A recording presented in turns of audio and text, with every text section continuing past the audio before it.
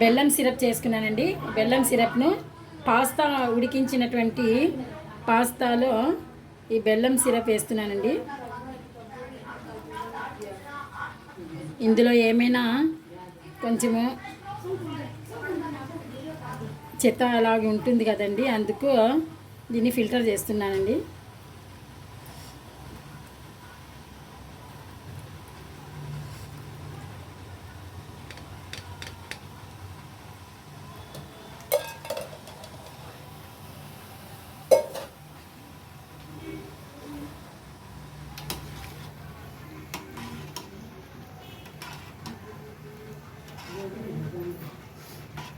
ఇది కొంచెం బాగా ఉడకాలండి.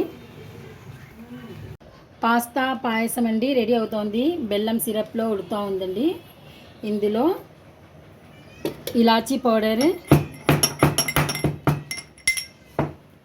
పౌడర్ వేశానండి.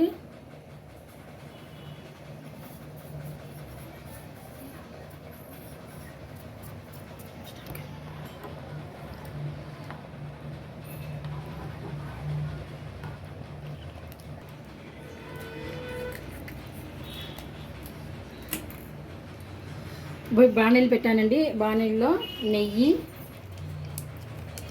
వేసి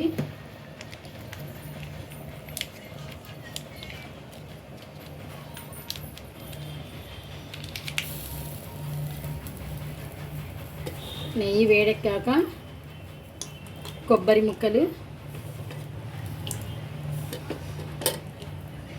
వేసుకొని వేయించుకున్నాను.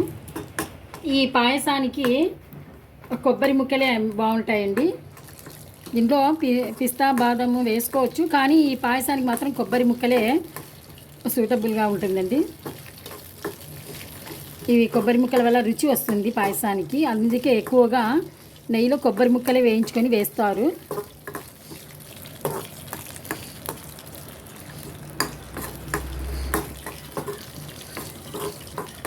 మీకు ఇష్టం ఉంటే జీడిపప్పు బాదం అయినా వేసుకోవచ్చు.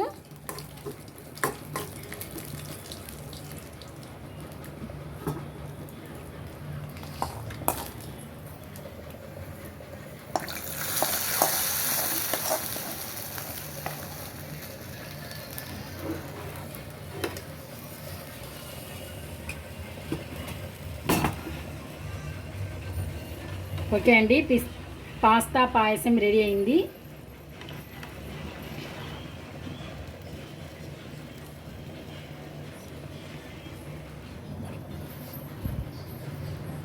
మీకు ఈ వీడియో నచ్చినట్లయితే లైక్ చేయండి, షేర్ చేయండి, సబ్స్క్రైబ్ చేసుకోండి.